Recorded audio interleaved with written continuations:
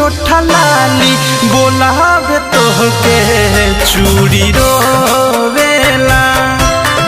बाली ओठा लाली बोलावे तोहके चूड़ी रोवेला। नहीं खपा जरा आँख के कजरा लोरावा धोवेला। बाली ओठा लाली बोलावे तोहके चूड़ी रोवेला।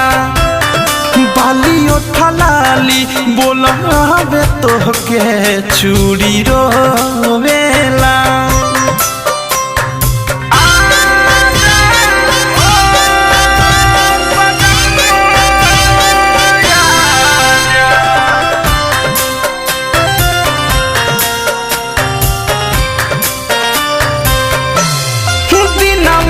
कहते रात न कटता छपला में हाथी हाथ न सटता कि अंगूरी से बिछिया हमरा हटता कि पायल पिया पिया रटता कि पायल पिया पिया रटता।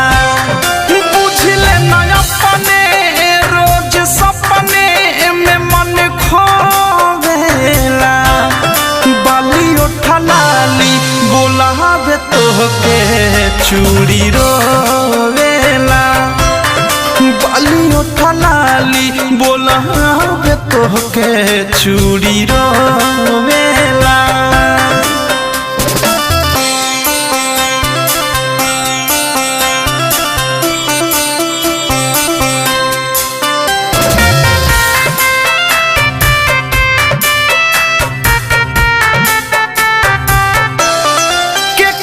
से कहीं कितना हुक बाहो हमारा तो खाली रौरे भूख बाहो कि कपट करे जा धूप धूप बाहो कि दिलवा में बहसल रौरे लूक बाहो कि दिलवा में बहसल रौरे लूक बाहो।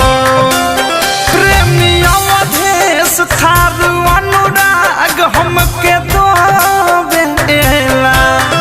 बाली ओठा लाली बोलावे तोहके चूड़ी रोवेला।